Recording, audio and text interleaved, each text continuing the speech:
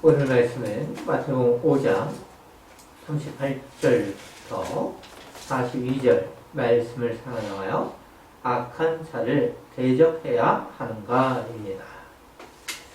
지팡이 교회는 개혁교회를 지향하는 교회입니다.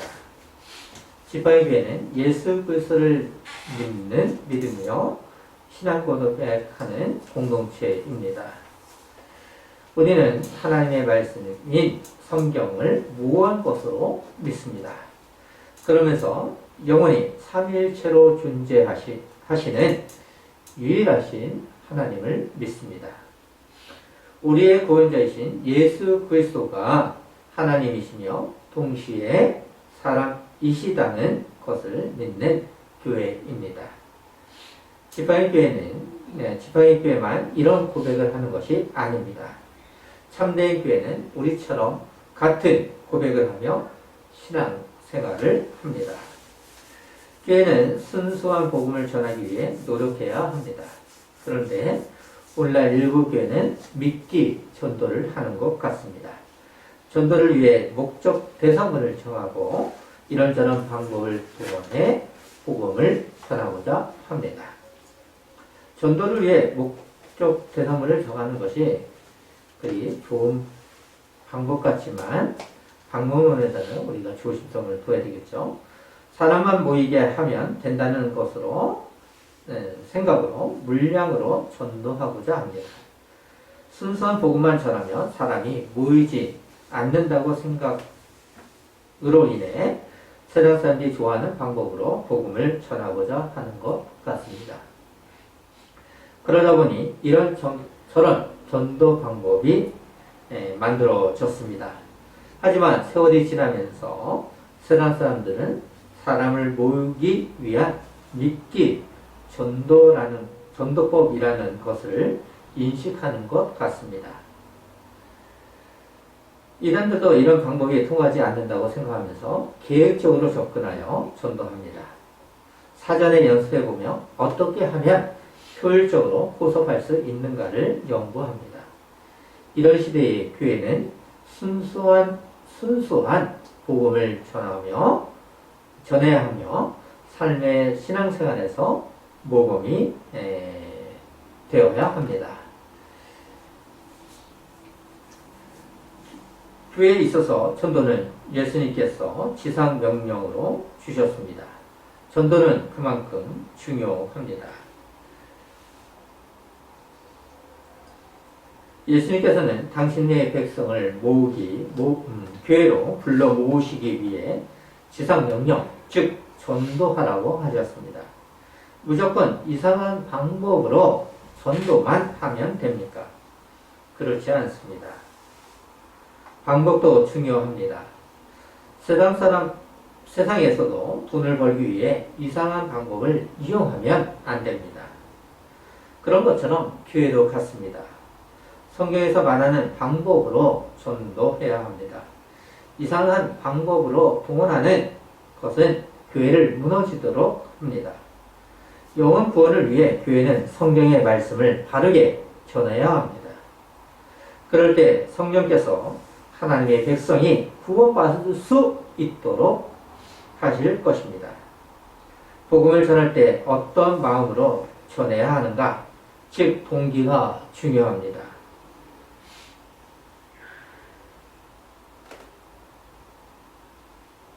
오늘날 일부 교회에서 하는 전도 방법을 생각할 때 동기가 무엇인지 생각해 보아야 합니다.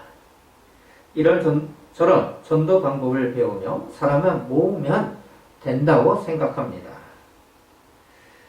물질 공세로 사람을 교회로 데리고 오는 행위들은 동기의 문제이면서도 복음의 본질을 상실하도록 할 수 있습니다. 동기가 좋아도 이런 방법은 좋지 않습니다. 그리고 예배당에 모인 사람들을 위해 쇼를 하는 것도 좋지 않습니다. 오직 주인공은 예수님이십니다. 주인공을 무시하는 행위들을 예배당에서 사라져야 합니다. 행위들은 예배당에서 사라져야 되는 것이죠. 어떻게 하든 사람만 모으고자 하는 것은 교회를 무너지도록 합니다. 이런 시대에 교회는 참된 복음만을 전하기 위해 기도하며 성경만을 전해야 합니다. 지팡이 교회는 복음의 능력을 믿으며 생활하는 교회가 되기를 소망합니다. 복음의 능력을 믿으며 주님의 교회를 세우는 성도가 되기를 소망합니다. 지난주 우리는 도무지 맹세하지 말지라는 말씀을 통해 맹세나 소원 같은 것을 함부로 하지 말 것을 강설로 들었습니다. 구약에서 맹세나 소원은 반드시 지켜야 했습니다. 해로울지라도 해야 했습니다. 종교 지도자들은 맹세를 이용하여 다른 해석으로 전했습니다. 종교 지도자들은 하나님의 이름으로 맹세한 것은 반드시 지켜야 한다고 했습니다. 이것은 바른 생각입니다. 하지만 하늘과 땅과 예루살렘과 머리로 한 것을 지키지 않아도 된다고 했습니다. 이런 생각은 사회 질서를 무너지도록 하는 것입니다. 또한 교회를 힘들게 하는 것이며 하나님의 이름을 망령되이 할 수 있습니다. 이것을 아시는 주님께서는 무엇이 바른 율법의 정신인가를 알려주셨습니다. 종교 지도자들이 전하는 맹세의 해석을 이용하여 도무지 맹세하지 말라고 예수님께서는 말씀하셨습니다. 너희들의 마음을 들여다보라는 것입니다. 자신의 거짓과 부패함을 위장하고 속이기 위해 하늘과 예루살렘과 머리 등으로 맹세하는 것은 어리석다는 것입니다. 다른 사람의 마음을 속이며 자신의 위기를 모면하고자 하는 것은 안 된다는 것입니다. 예수님께서는 사람의 맹세는 신의 능력에 대한 근본적인 문제를 이야기하셨습니다. 과연 우리는 맹세를 온전하게 지킬 수 있습니까? 부패한 사람은 온전하게 지킨다는 것은 절대 쉽지 않습니다. 부패한 사람이 온전하게 지키냐? 결코 쉽지 않죠. 맹세했다면 지켜야 합니다. 하지만 맹세하기 전 예수님의 말씀을 생각하며 맹세를 하지 않도록 해야 합니다. 우리는 사람의 무능함을 알며 하나님만 바라보도록 해야 합니다. 예수님께서는 사람의 존재를 알라는 것입니다. 율법은 인간을 철저한 회개로 인도하는 하나님의 말씀입니다. 지팡이 교회는 산상수훈을 계속 강설해 가고 있습니다. 그 중에 오늘은 악한 자를 대적해야 하는가를 강설로 듣고자 합니다. 인생에서 이런 문제는 많이 일어나는 사건이라고 할 수 있습니다. 세상 사람들은 성경의 참뜻을 모르지만 읽을 말씀을 잘 알기도 합니다. 눈에는 눈, 이에는 이 등을 알고 있습니다. 하지만 이것이 무엇을 의미하고 있는지 모르고 있습니다. 그러므로 성경을 바르게 해석하는 것은 교회의 본분입니다. 종교 지도자들은 율법을 왜곡하여 가르치신 것을 아실 것입니다. 계명 중에 지극히 작은 것 하나라도 마음에 이미 가능하였느니라 도무지 맹세하지 말라는 말씀을 이용하여 예수님께서는 종교 지도자들이 잘못 가르치고 있는 것을 바르게 이해하도록 하셨습니다. 율법을 완전케 하려는 의도였습니다. 그런데 오늘 말씀은 종교 지도자들이 어떻게 이해하고 가르쳤는가를 예수님께서는 말씀하시지 않았습니다. 하지만 오늘 말씀을 통해 종교 지도자들이 어떻게 이해하고 가르쳤는가를 생각하고 생각해 볼 수 있습니다. 오늘 보면 38절을 보시면 또 눈은 눈으로 이는 이로 갚으라 하였다는 것을 너희가 들었으니입니다. 이러한 보고법은 하나님께서 당신의 백성 가운데 정의를 유지하고 악을 제거하기 위해 세우신 것입니다. 눈에는 눈으로 주신 미은은 부적절한 형벌을 방지하기 위한 의도였습니다. 하지만 당시 사람들은 보복의 수단으로 만들었습니다. 오늘날에도 비슷한 방법을 이용하는 나라도 있다고 합니다. 예수님 당시 종교 지도자들도 보복의 수단으로 생각했습니다. 자신들이 당한 만큼 다른 사람도 당해야 한다고 합리하는 수단으로 만들었습니다. 그렇기 때문에 예수님께서 율법의 정신을 바르게 정신을 바르게 해석을 해 주신 것입니다. 사실 38절 말씀은 문자적으로 본다면 구약의 말씀입니다. 그러다 보니 유대인들은 율법에 따라 눈에는 눈으로 갚았던 것입니다. 그렇다면 구약의 말씀처럼 해야 하는 것이 바른 생각 아닙니까? 과연 그렇습니까? 하나님께서 주신 율법의 정신을 생각해야 합니다. 이 법은 원래 하나님께서 당신의 백성 가운데 악을 제거하시고 정의를 세우시며 재판관들이 공정하게 하시기 위하여 주신 것입니다. 하나님께서는 이 법을 통해 죄지은 자가 죄질에 따라 적당한 형벌을 당하도록 하셨습니다. 지나친 벌을 받지 않도록 하기 위한 배려였습니다. 공정한 재판을 하게 하려고 주신 것이었습니다. 이런 것을 생각하지 못한 유대인들은 보복법으로만 생각했습니다. 악을 악으로 갚지 말라는 정신이었습니다. 사람이 생각할 때 눈에는 눈은 타당한 것처럼 생각할 수 있습니다. 반대로 예수님의 생각은 이상적이고 율법의 정신과 거리가 먼 것처럼 느낄 수 있습니다. 과연 그런가를 오늘 본문을 통해 바르게 이해하도록 해야 합니다. 예수를 믿는 우리는 내 생각을 내려놓고 따라야 하는 것이 믿음입니다. 사람의 마음을 잘 아시는 예수님께서 참된 해석을 가르쳐 주신 이유와 의도가 있다는 것을 알아야 합니다. 율법을 주신 이유는 사사로운 보복법이나 내가 당한 것을 갚아주기 위해 주신 것이 아닙니다.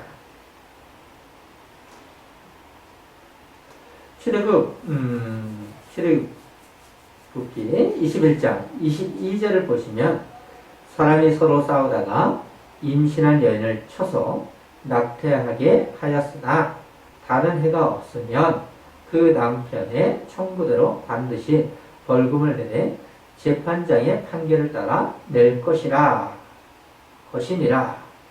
즉 내가 직접 눈에는 눈이 아니라 법정에서 재판장의 판결을 따르도록 하셨습니다.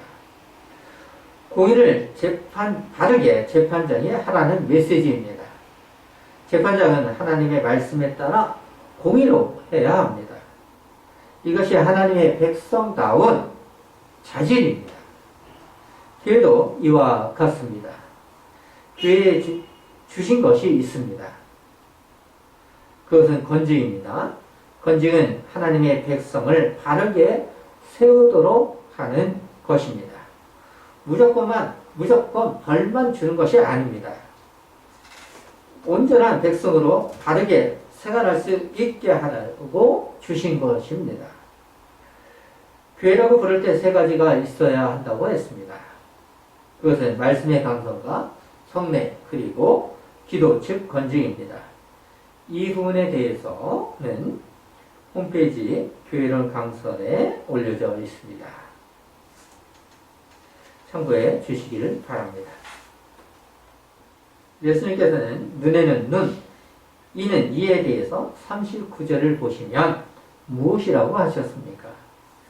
나는 너에게 이르노니 악한 자를 대적하지 말라.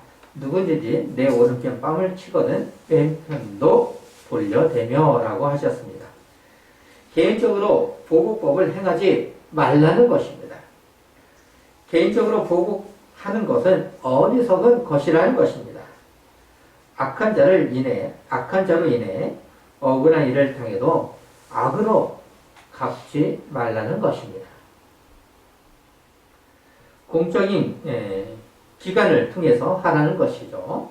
그러나 구약에서는 가족이 피살되었을 경우는 예외로 하고 있습니다. 하여튼 우리는 예수님의 말씀에 따라야 하는 백성입니다. 그런데 예수님의 말씀은 구약의 말씀과 배치된다고 생각할 수 있습니다. 그렇지 않습니다.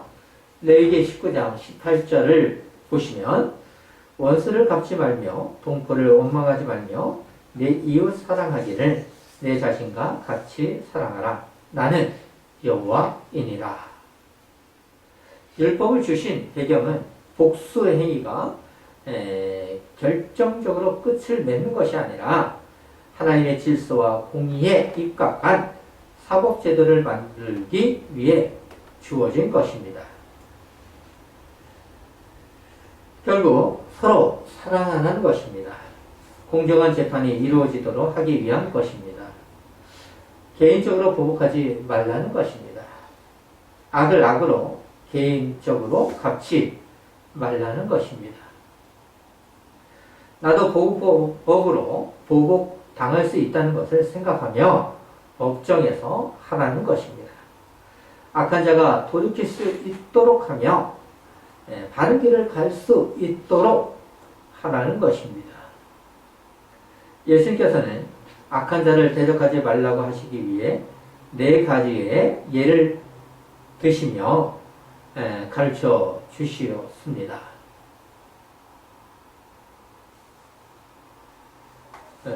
첫째는 누구든지 내 오른편 뺨을 치거든 왼편도 돌려대라는 것입니다.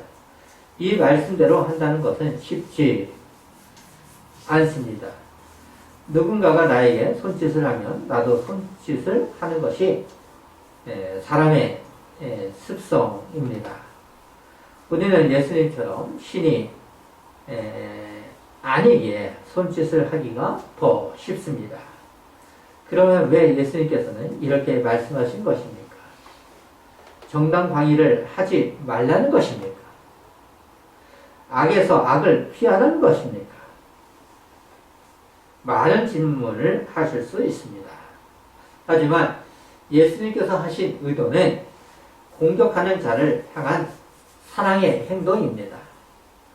공격을 당한 자가 추가적인 공격을 시도하지 못하게 하시려는 의도입니다. 법정에서 재판장의 결과를 통해 공의가 이루어지도록 하기 위한 것입니다.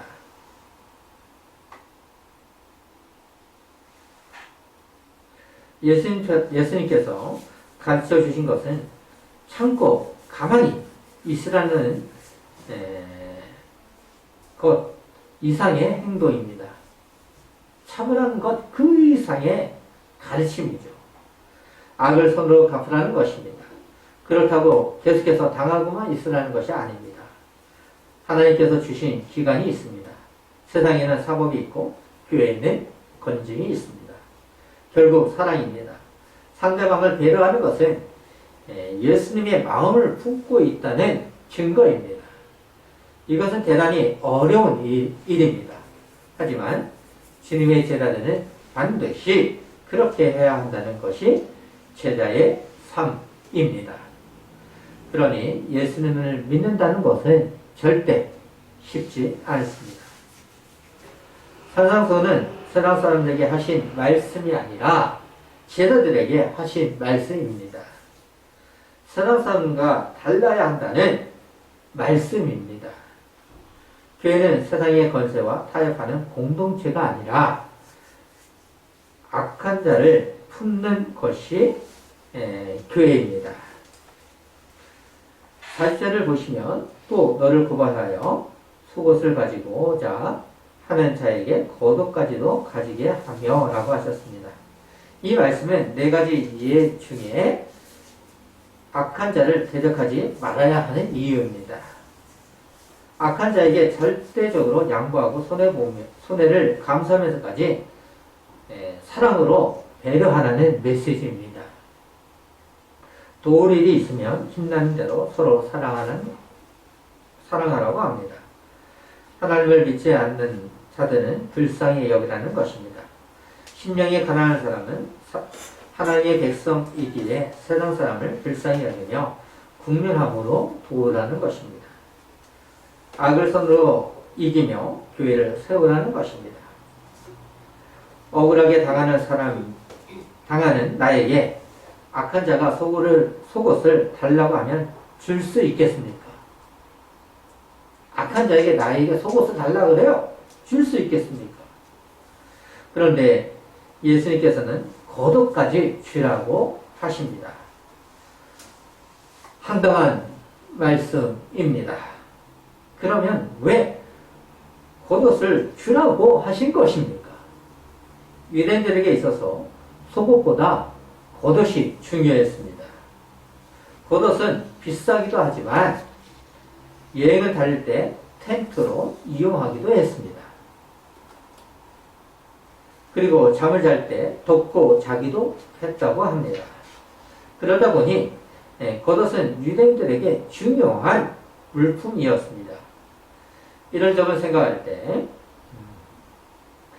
겉옷을 준다는 것은 희생이며 사랑이라고 할 수 있습니다.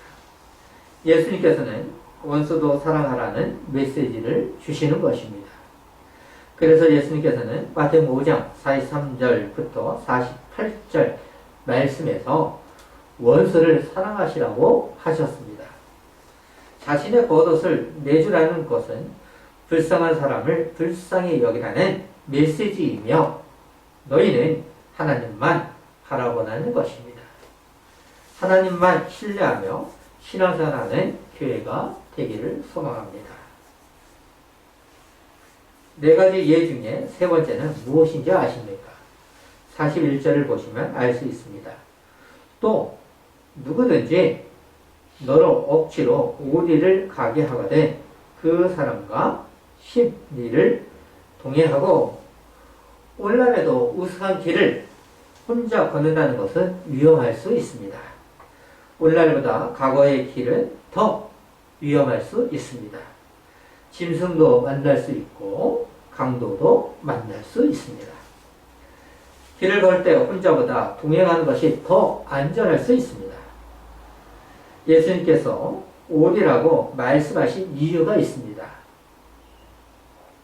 사람들이 쉽게 이해할 수 있는 오리였습니다. 오리는 로마 군대와 연결되어 있습니다.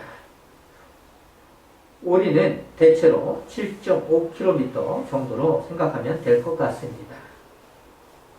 당시 로마 군인은 식민지 사람들에게 강제로 할 수 있었던 것이 있었습니다. 그것은 자신의 짐을 지우고 오리를 가게 할 힘이 있었습니다. 자신이 져야 될 짐을, 무거운 짐을 지게끔 하는 거죠.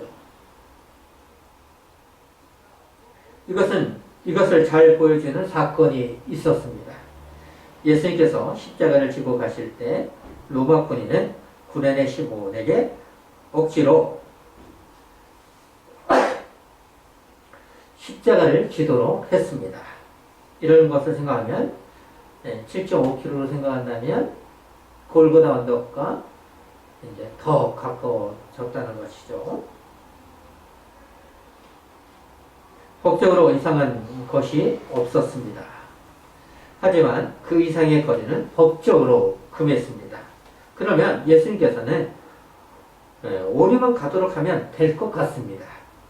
하지만 예수님께서는 심리를 동행하라고 하십니다. 악한 자라 할지라도 도움을 요구하면 도움을 주라는 것입니다. 하지만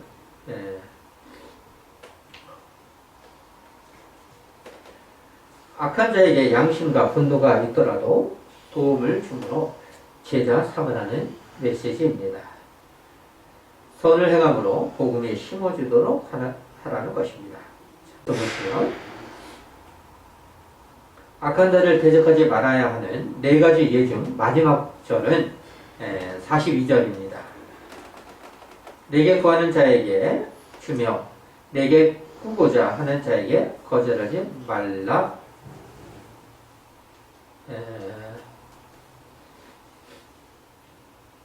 구고자 하는 자는 가난하여서 물질을 필요하는 사람입니다.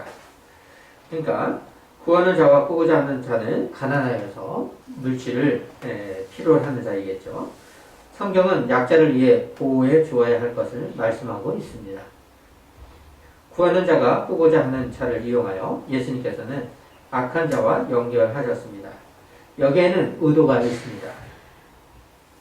나에게 악한 자가 핍박하면서도 도움을 요구할 때 도와주라는 것입니다. 세상의 가치로는 이해하기 어려울 수 있습니다. 진정한 사랑이 없으면 할 수 없는 사랑입니다. 악한 자에게 원한을 품지 말고 도울 일이 있으면 하라는 것입니다. 참으로 어려운 일입니다. 사람이 할 수 있는 일이 아닌 것 같습니다. 우리는 악한 자를 도울 수 있도록 하나님께 기도하며 힘을 달라고 해야 합니다. 악한 자에게 보복법으로 대항하지 말고 긍휼과 사랑으로 복음을 심으라는 것입니다. 악은 악으로 이길 수 없습니다. 오히려 악을 이길 수 있는 것은 선, 즉 하나님의 복음입니다. 하나님께서 우리를 인도하여 주실 것을 믿으며 악을 선으로 이겨야 합니다. 잠시만요.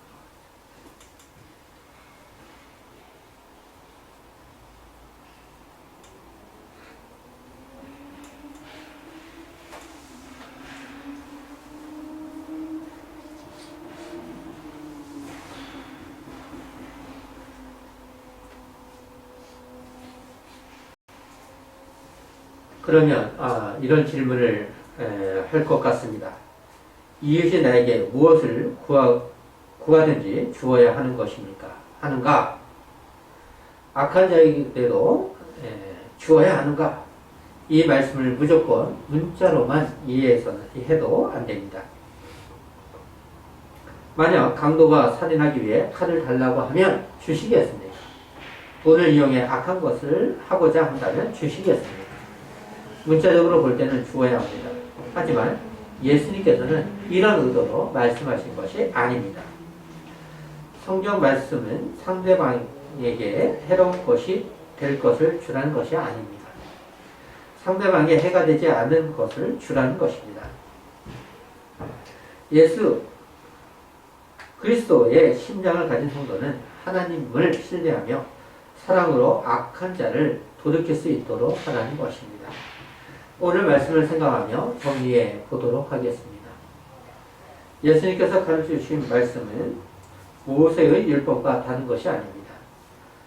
예수님은 늘 구약의 말씀을 인용하여 말씀하셨습니다. 예수님께서는 율법을 온전하게 이루기 위한 것이며 바르게 이해하도록 위한 것이었습니다.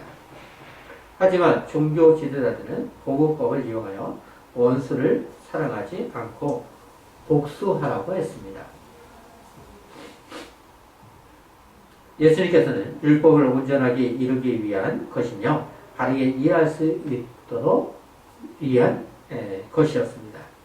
하지만 종교 지도자들은 보복법을 이용하여 원수를 사랑하지 않고 복수하라고 했습니다. 복수를 장려하는 것은 성경이 말씀하시는 내 이웃을 사랑하라는 것을 어기는 것입니다. 눈에는 눈, 이는 이를 오해한 것입니다. 그래서 예수님께서는 율법이 요구하는 정신이 무엇인가를 이해하도록 가르쳐 주셨습니다. 산상수는 우리가 누구인가를 알도록 하시고 있습니다. 너희는 하나님의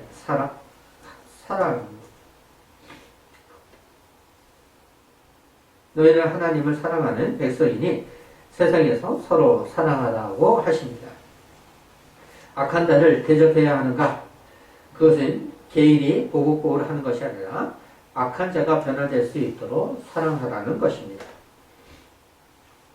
그러면 계속 악한 자를 두어야 합니까? 그렇지 않습니다. 하나님께서 세우신 법정이 있습니다.